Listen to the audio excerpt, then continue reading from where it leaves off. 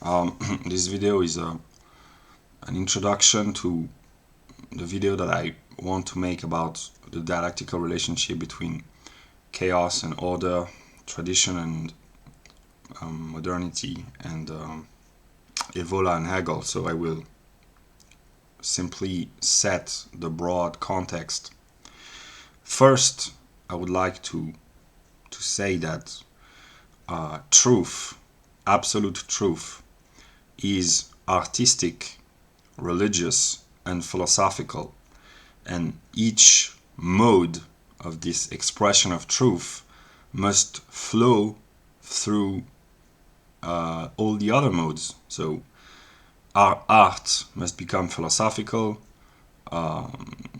religion must become artistic, philosophy must become religious, religion must become philosophical, and so on.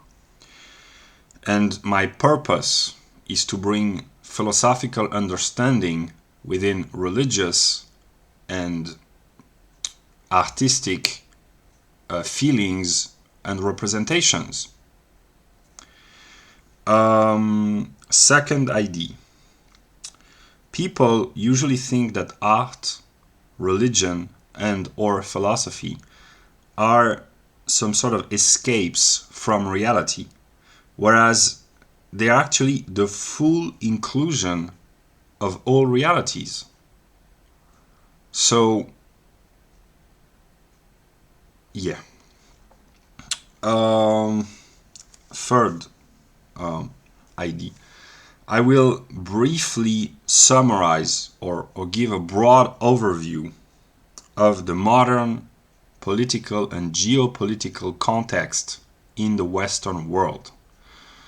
If you're not familiar with this context, I wonder, why are you here? I guess that if you have stumbled upon this channel at this moment, when I have very few subscribers and I make very few views, you must be familiar with the broad picture, at least.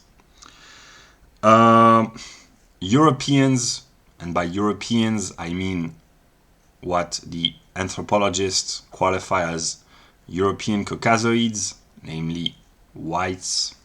The distinction between whites and non-whites is quantitative. It is determined by genetic differences, and there is no clear discrete difference. So some people are in between white and Hispanic, or white and Northern African, or white and Asian, whatever. But it's like light. There are various tones of light, but light is a continuous and also discrete entity determined by wavelength.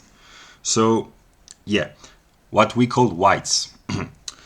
In the Western world, west of Poland, and it includes the former offshoots of Europe, Australia, Canada, United States, South America, New Zealand, and one could even say the southern American countries like Argentina and Brazil and Uruguay and Chile. And most of these countries are in a process of replacement.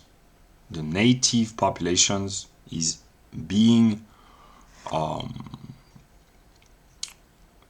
many immigrants are being welcomed, and their birth rates are on average higher than the birth rates of the native populations, which means that if the process of immigration plus demographic trends is not stopped or reversed, white Europeans will become minorities and eventually will vanish as a distinct people in the next 50 or 80 or 100 years. And in philosophical language, one could translate this by the fact that whites are being confronted by the negation of themselves. In other words, they are confronted by the prospect of losing their genetic specificity in the long term, their culture, their spirit, their civilization, their way of life, whatever. All the modes of manifestation of intellectual and spiritual life, plus the genetic aspect. Yeah. So they are, because of this prospect of being negated, they are forced to question themselves. What is worth preserving when being confronted with negation? What should be preserved? What should be defended? What should be promoted? Who are we? What is our identity? Why are we in a process of not even knowing who we are anymore and thinking that we have no identity? So they are in a quest for understanding and for meaning and for answers to their questions. And this quest is an intellectual quest, but also a spiritual quest. And during the path, some Europeans will, not many, but they will discover that the spiritual bonds, the spiritual relationships between various members of a community are the strongest ties. They are stronger than political identity and economic interests. It is the spirit which is the strongest in uniting various peoples in a coherent and solid and strong community. And what I know from the perspective of the negative is that this intellectual process, this spiritual quest for seeking identity and meaning, leads to Hegel, the philosophy of Hegel, because the philosophy of Hegel, in broad outline, explains how consciousness is confronted by an external world, and by seeking to master this world and to know this world and to grasp the truth of this world, consciousness is led into contradictions, and it is forced to adopt different points of view, which he calls figures of consciousness, modes of thinking, modes of relating to the world, and each mode of having a relationship with the world is contradictory, which means that consciousness is forced unconsciously to adapt to the world, to the object, and to adopt a new way of thinking about the world. And in its development, consciousness will include within itself all the philosophical, epistemological, cultural, artistic, ethical, political views that consciousness finds in its path. So what is not, it's not yet understood. Maybe I'm the only person on the planet that understands that what the right-wing sphere calls the red pill leads to Hegel. But many people unconsciously have discovered that this process leads to Julius Evola, the spiritual teacher. And what I have understood is that Evola is the Hegel of religion, and that Hegel is the Evola of philosophy. And since, like I said at the very beginning of the video, religion and philosophy are two modes of expressing the one same truth, Hegel and Evola are two modes, two figures of consciousness which, in essence, one could say the same discourse, the same ideas. So, yeah, my purpose is to show, through cultural Hegelianism, the unity of Hegel, Evola, and modern pop culture, to illustrate aesthetically the ideas, the religious ideas, and the philosophical ideas contained in the works of these two thinkers. Then we come to the question of geopolitics. The European Union is a transnational, supranational entity, a legal, a legislative entity, vaguely economic, vaguely political, but it lacks a real political power, but it has economic influence and it has legislative power through the mediation of the many laws that the individual countries which participate in the supranational state, which is not yet officially a state as such, are forced to adopt for their own country. So by controlling the universal, they can determine the particular constitutions or legislations of each country. There are still resistances within each country, and there are patriots who defend the right of self-sovereignty of France and Germany and England. That is which created the Brexit. And in Italy, there are protests against the dominance of the European Union, and people want to regain a sense of self-determination and sovereignty.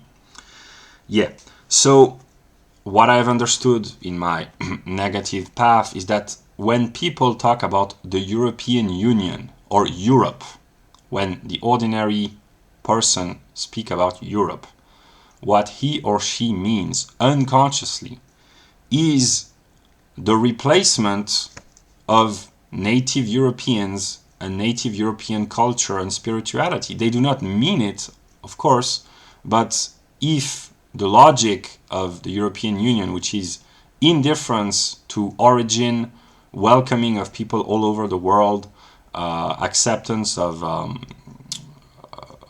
refusal of discrimination and acceptance of any person regardless of religion or beliefs or spirituality or origin or whatever, it leads for very simple mathematical reason, in the sense that the whole world has more children on average than the native Europeans, so it will lead to the replacement of Europeans and the disappearance of their genetic legacy and heritage. So in the current geopolitical situation with the war in Ukraine, the European powers, the countries of the European Union find themselves in a contradictory and difficult situation, because the European unions and the various political leaders of the various European countries of the past 50 years, in France and probably Germany and Italy also, have found themselves in a situation in which they have unconsciously or consciously tried to promote virtues and morals and laws which bring about weakness and decadence for the European native population. And now, because of the conflict with Russia, they find themselves in a situation where they have to appeal to the will to be strong and to be courageous and to be brave within a population that has been taught and trained to be weak and decadent. So that's very difficult. And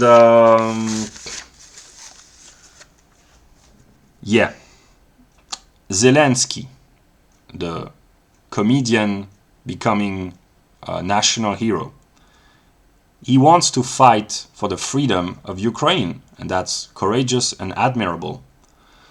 But he also wants to join the European Union, which means that if what I said previously is correct, the logical consequence of joining the European Union would be, in the long term, in the next 60 or 80 or 100 years, the complete disappearance of the Ukrainian people and the replacement of Ukrainians with peoples who have a higher fertility, higher birth rates, and a more thriving demography. So he wants to fight for his people, and in this sense he's courageous and brave and charismatic, for the sake of unconsciously replacing in the long term his own people. So that's a difficult situation.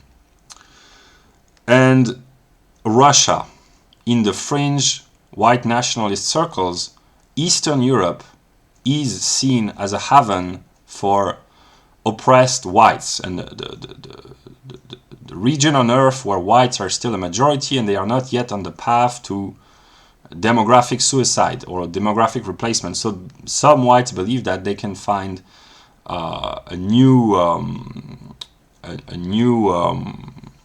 settlement in Eastern Europe or in Russia to rebuild or to preserve or to protect the genetic legacy of whites.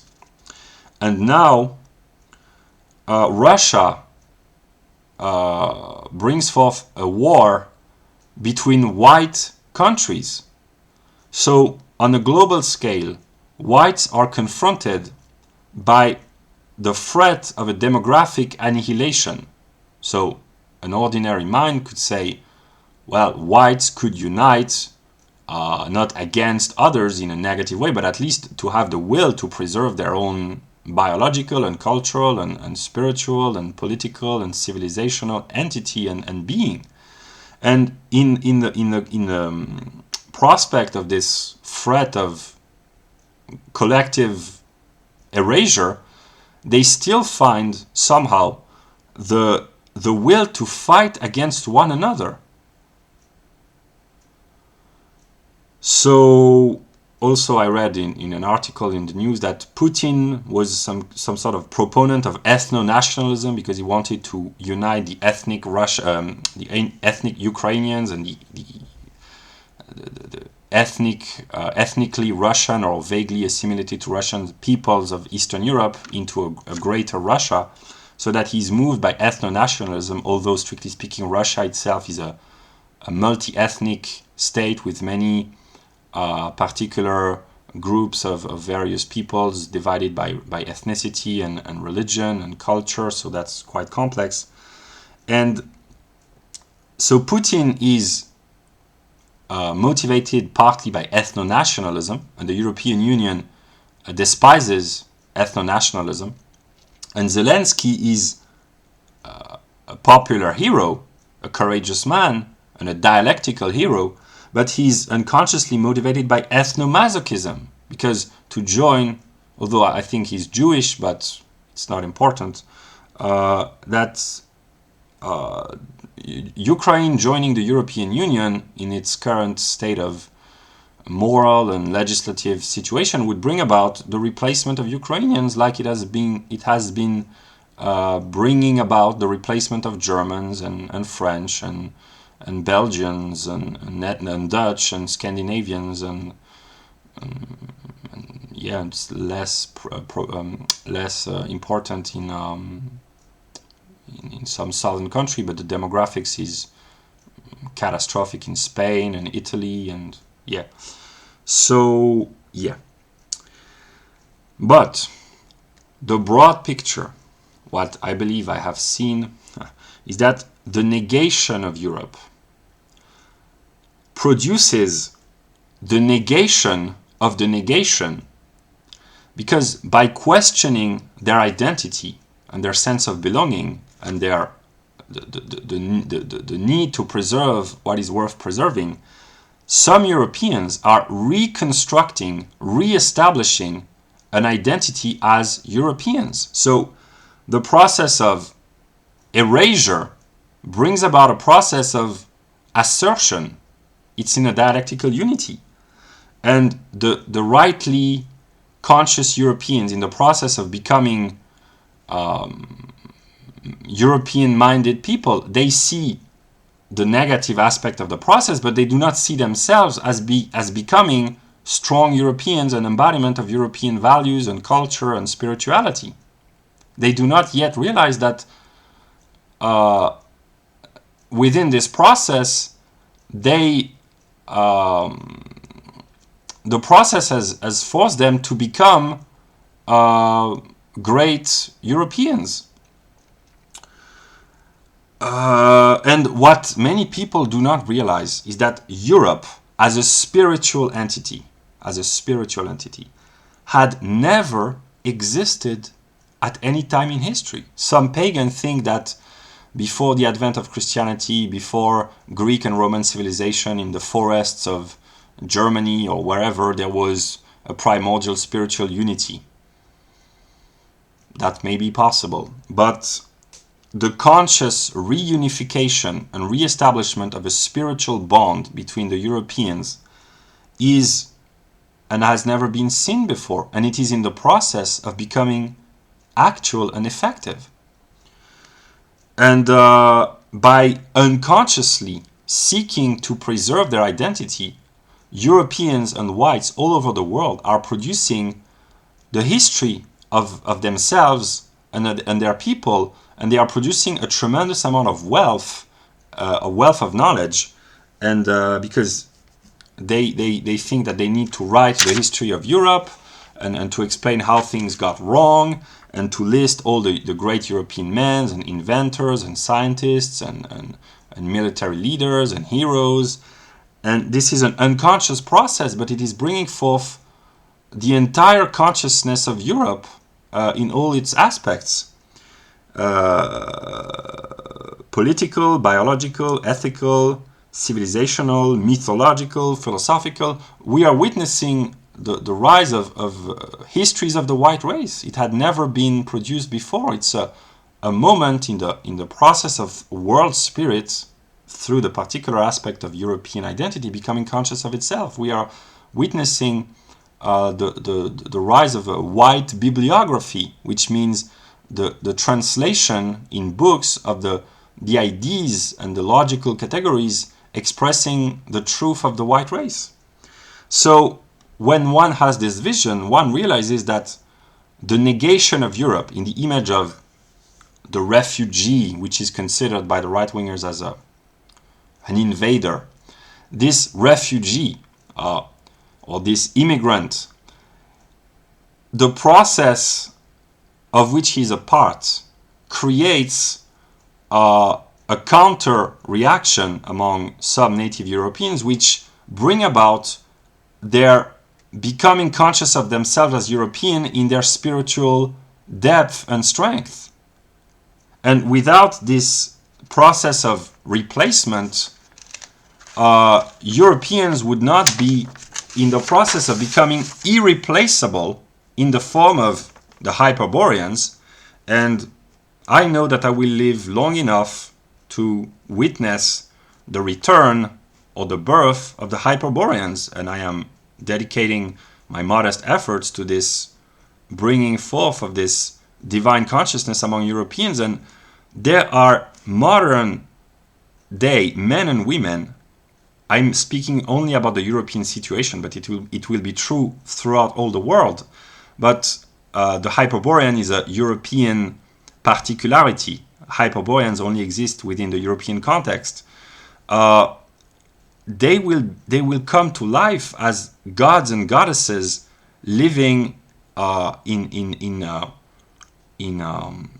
this eternal spiritual process of which we are part. And yeah, so that was the broad context that I wanted to set in order to prepare the next video, in which I will seriously talk about Evola and pop culture and Hegel's philosophy. So I won't sleep at all tonight, but I need to express my ideas, yeah, that was just I need to contextualize things in order to make them intelligible. I know it's long and boring, but as Hegel says, the negative is the path of patience and suffering also. But yeah, so I will make another video in which it will be a culturally Hegelian video with references to modern pop culture and religion and philosophy, but I needed to set in the very broad outlines the political and geopolitical context of current modern day Europe.